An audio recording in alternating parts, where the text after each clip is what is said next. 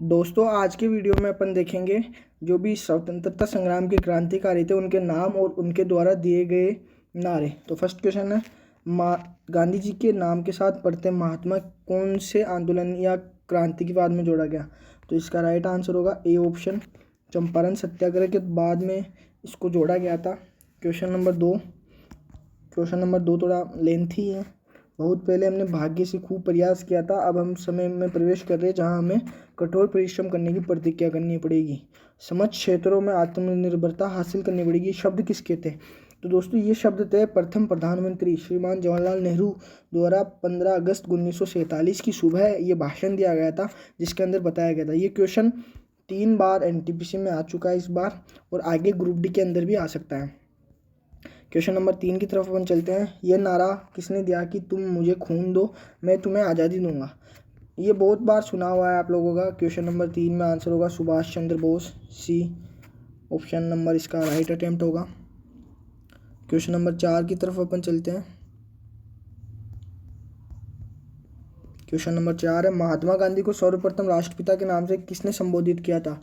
तो राष्ट्रपिता के नाम से सबसे पहले सी राजगोपालाचारी ने बताया था। महात्मा गांधी को जो उपाधि दी थी, ये भारत के अंतिम गवर्नर जनरल भी थे, सी राजगोपालाचारी। मैं आपको बता दूँ, ऑप्शन नंबर बी इसका राइट होगा, बी। क्वेश्चन नंबर 5 की तरफ अपन चलते हैं। किसने कहा था भारत को एकजुट होना है और एक बार फिर अपने बल से पूरे विश्व पर विजय प्राप्त करनी है? तो क्वेश्चन नंबर 5 के अंदर आंसर होगा ए, स्वामी विवेकानंद ने ये बात बोली थी। स्वामी विवेकानंद के भाषणों को आप लोगों ने पहले भी सुना होगा, इसका आंसर ए होगा। क्वेश्चन नंबर 6 की तरफ अपन चलते हैं। दिल्ली चलो का नारा किसने दिया था? दिल्ली चलो का नारा सुभाष चंद्र बोस ने दिया था। इनका ये सेकंड नारा आ गया है अपने क्वेश्चंस के अंदर, एक पहले भी आ गया था। क्वेश्चन नंबर 7 की तरफ अपन चलते हैं। कर्नाटक के गांधी के नाम से प्रसिद्ध स्वतंत्रता सेनानी कौन है? तो इसका आंसर होगा हार्डेकर मंजप्पा। क्वेश्चन नंबर 7 में डी ऑप्शन राइट होगा। क्वेश्चन नंबर 7 में डी ऑप्शन राइट होगा। क्वेश्चन नंबर 8 की तरफ अपन चलते हैं। भारत के लिए एकमात्र आशा जनसाधारण से उच्च वर्ग शारीरिक एवं नैतिक रूप से मर्द है, ये घोषणा किसने की थी? ये घोषणा देखिए आप लोगों, मतलब 8 क्वेश्चन में आएगा, बी डी आंसर होगा इसका। अब इस वाक्य का पूरे का अर्थ है कि जो निम्न वर्ग के लोग हैं वो भारत के लिए आशा की उम्मीद है, और जो उच्च वर्गीय के लोग हैं वो एक मर्द के समान है, मतलब उनको नैतिकता से कुछ भी मतलब नहीं है। ये बात स्वामी विवेकानंद ने कही थी। क्वेश्चन नंबर 9 की तरफ अपन चलते हैं।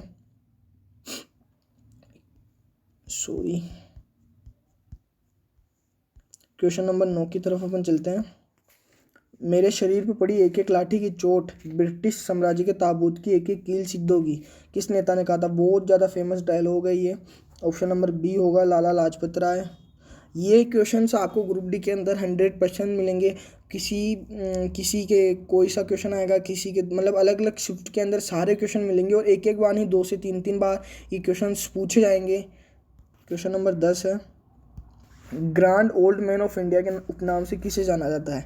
तो grand old man of India के नाम से दादा भाई नौरोजी को जाना जाता है। क्वेश्चन नंबर 10 में ए ऑप्शन राइट होगा। क्वेश्चन नंबर 11 है, भारत में स्वतंत्रता आंदोलन के समय करो या मरो का नारा किसने दिया था? तो ऑप्शन नंबर सी इसका राइट होगा, सी महात्मा गांधी ने ये नारा दिया था। इनका फर्स्ट नारा है अपने क्वेश्चंस के अंदर अभी तक। क्वेश्चन नंबर 12 की तरफ अपन चलते हैं। देश बंधु के नाम से कौन विख्यात है? मतलब देश बंधु के नाम से किसे जाना जाता है? तो वह चित्तरंजन दास। क्वेश्चन नंबर 12 के अंदर सी आएगा, चित्तरंजन दास। क्वेश्चन नंबर 13 की बात अपन करते हैं। भारत का लौह पुरुष किसे कहा जाता है? तो भारत का लौह पुरुष ये एक नॉर्मल क्वेश्चन है और इजी क्वेश्चन बोल सकते हैं इसको। सरदार वल्लभ भाई पटेल को कहा जाता है, क्योंकि इनकी गुजरात के अंदर प्रतिमा भी बनाई गई है लौह पुरुष के नाम से ही। क्वेश्चन नंबर 14 फिर से रिपीट हुआ क्वेश्चन, भारत के वयोवृद्ध ग्रैंड ओल्ड मैन के, मतलब ये क्वेश्चन थोड़ा चेंज है, लेकिन ग्रैंड ओल्ड मैन के नाम से किसे जाना जाता है? दादा भाई नौरोजी को। अभी 10वां क्वेश्चन भी यही था, डी ऑप्शन इसके अंदर राइट होगा। क्वेश्चन नंबर 15 की तरफ अपन चलते हैं। आराम हराम ये प्रसिद्ध कथन किसने कहा था? क्वेश्चन नंबर 15 के अंदर आराम हराम है, मतलब ये नारा किसने दिया था? ये दिया था जवाहरलाल नेहरू ने। क्वेश्चन नंबर 15 में ए आंसर होगा। क्वेश्चन नंबर 16 की तरफ अपन चलते हैं। निम्नांकित में से कौन सा नेता सर्व स्वतंत्रता पूर्व देशबंधु के नाम से जाना जाता था? तो चित्तरंजन दास को बोला जाता था। अब चित्तरंजन दास इसके ऑप्शन में नहीं है, तो ये डी ऑप्शन इसका राइट होगा। मतलब देशबंधु के नाम से चित्तरंजन या CR दास को बोला जाता था। क्वेश्चन नंबर 17 की तरफ अपन चलते हैं। लोकनायक की उपाधि किसे प्रदान की गई थी? लोकनायक मस्ट इम्पोर्टेंट क्वेश्चन बोल सकते हैं इसको, क्योंकि ये गांधी जी के रिलेटेड क्वेश्चन है। 17 के अंदर आएगा जयप्रकाश नारायण, इनको शिष्य भी बोला जाता था, जयप्रकाश नारायण को गांधी जी का। क्वेश्चन नंबर 17 के अंदर जयप्रकाश नारायण आएगा। क्वेश्चन नंबर 18 की तरफ चलते हैं। पंजाब केसरी का खिताब किसको दिया गया था? तो पंजाब केसरी का खिताब दिया गया था लाला लाजपत राय को। इनका दूसरा या मतलब दूसरा भाषण या दूसरा उपनाम नारा वगैरह आ चुका है। क्वेश्चन नंबर 19 की तरफ अपन चलते हैं।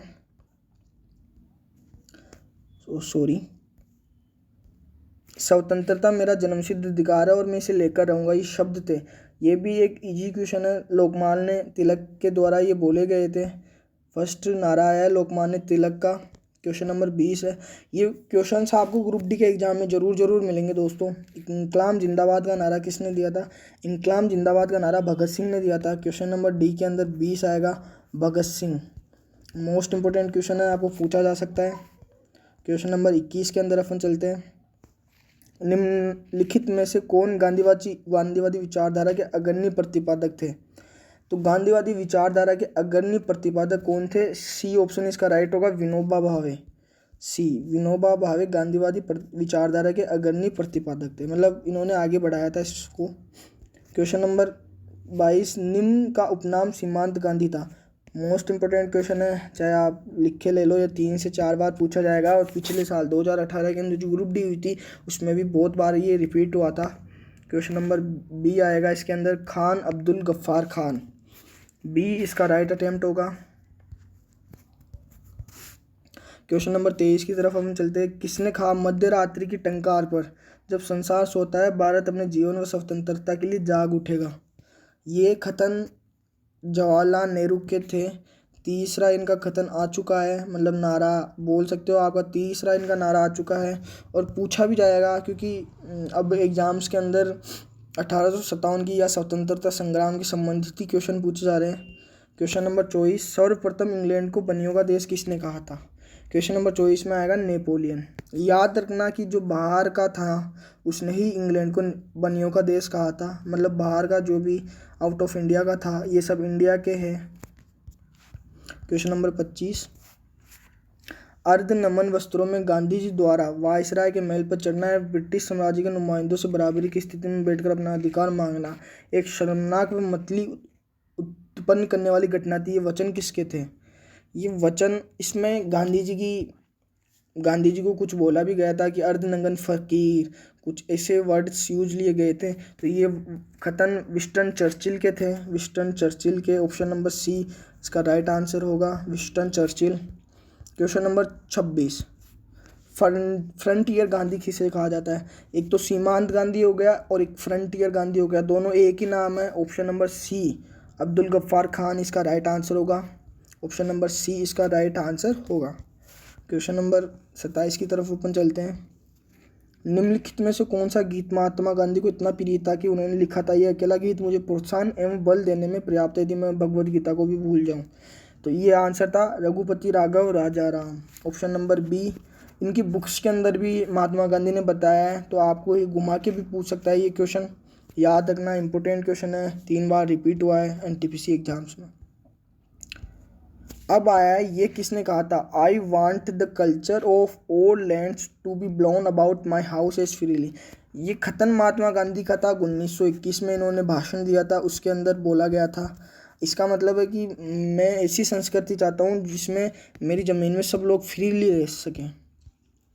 क्वेश्चन नंबर 29, राजद्रोही फकीर अर्थात महात्मा गांधी के साथ फरवरी मार्च 1931 में समानता की शर्तों पर ब्रिटिश सरकार की सबसे बातचीत पर जोर किसने दिया था? तो इसका आंसर भी विंस्टन चर्चिल ही होगा, जिसने महात्मा गांधी को, जिससे बात करने में महात्मा गांधी ने फ़कीर कहलाए थे। ये है राजद्रोही फ़कीर, मतलब महात्मा गांधी को ही इन्होंने राजद्रोही फकीर कहा था। आगे दिया हुआ है महात्मा गांधी के साथ फरवरी मार्च 1931। क्वेश्चन नंबर 30, और निम्नलिखित में से किस लेखक ने महात्मा गांधी के विचारों पर गहरा प्रभाव नहीं डाला। अब ये क्वेश्चन है बुक्स के ऊपर, तो बुक्स भी आपको मिल जाएगी, बुक्स के क्वेश्चन भी। क्वेश्चन नंबर 30 में आएगा डी, मार्क्स। यही एक इकलौते लेखक थे जिन्होंने इनके विचारों पर प्रभाव मतलब गहरा प्रभाव नहीं डाला था इनकी जीवनी के ऊपर। दोस्तों ये वीडियो बहुत इंपॉर्टेंट है जिनका एग्ज़ाम ग्रुप डी का है 2021 में, जो कि बहुत जल्दी स्टार्ट होने वाला है, क्योंकि क्वेश्चंस रिपीट होते हैं। तो अगर वीडियो अच्छा लगे तो लाइक शेयर करना, और चैनल को भी नए हो तो सब्सक्राइब कर देना।